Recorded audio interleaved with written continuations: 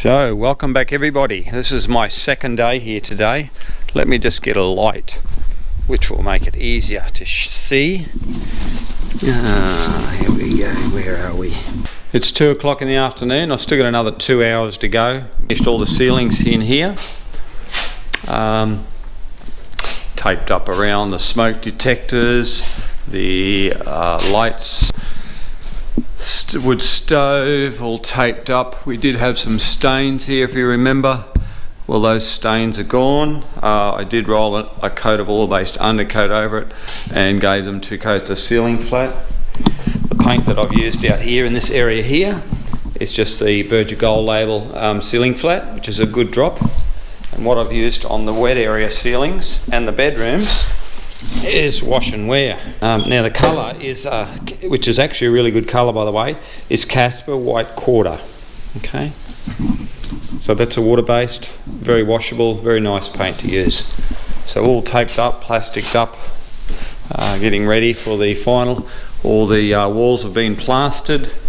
I've gone around and picked all the loose gaps that are out the back of the window boxes and door frames, and they're all being gapped up. I've done all the skirtings as well, and anything that needs plastering as I go. I've actually run a light around and plastered everything. All these walls have been plastered. All the cupboards are finished inside, so we've got all the cupboards finished. Now this is the flat, ceiling flat from here down to that big area there, and it just finishes here. Okay, and all these other ceilings are the wash and wear, which are pretty shiny, but they'll actually show up some defects on this ceiling because it's so shiny. Yeah, so everything's taped up, as you can see there, plasticed up around the windows. All these have been, like I said, picked out and got ready. They're ready for their next undercoat, quick sand and undercoat. Everything's been plastered. All these frames are all ready. Toilet, I'll run along on the tiled edges and run some paper down there so it's easier to cut in, otherwise I'll cut 3 times and I don't want to do that. So there's your ceiling, nice there, nicely finished.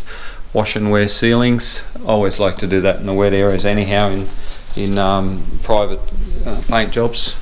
So you can see it's going to have trouble covering because that's the same colour that's got to go on the walls. That's my plaster patch finished. You can see it there. It'll look pretty good when it's a couple of coats of paint on it. All cupboards all finished. Finished in wash and wear as well. These doors, they're just undercoat oil based. They'll need sanding and glossing. They're ready to gloss basically.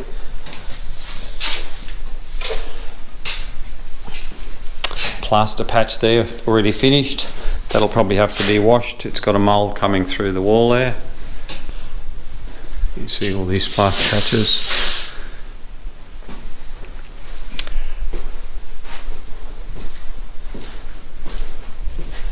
Yeah, so that's about it. I think there's another plaster patch here that I did down here.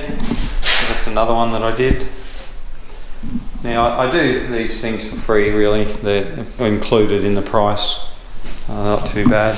Any defect at all, I'll go through and I'll plaster the frames up, as you can see there, and they'll all have to have a light sand down as well. And they'll have another coat on them, and then they'll have a gloss on them. So that's it. That's what I've done for today. I've still got another 2 hours. I've used a Dulux Excellence sleeve. This is a 330. Now I actually use it on the ceiling here because I was using the wash and wear, so I just wanted a bit better quality sleeve on the ceilings. I didn't want a shaggy one like this one here, which I normally use on ceiling flats. So we use this one here. It's actually a really good finished sleeve on your walls. So that's a Dulux Excellence. I think it's 24 mil or something like that, and that's a 330. That's a 440. You can see the difference in size. That's what we normally use on our ceilings. So there, that's the difference there. And then we've got the 230s and the 270s that we use on our doors. So this is what the other painters use. They use something like that, and that's what we use. So you can see the difference. But this is a 230. They normally use a 270, which is a little tiny bit bigger, not much bigger. So you can see which one gets the job done a bit quicker. It's really no explanation actually, is it? And the good part about using a long nap sleeve is if the ceilings or the walls have got some divots in them, dents and stuff like that, this one will, you know, they actually touch the wall and it has great coverage, where these sort of things here are just, you need a perfectly flat door or wall to use those things. That's on hard anyhow. That's what I use my oil-based undercoat on for my doors. But that's about it. Anyhow, thanks for tuning in, and stay tuned for the next update on this house.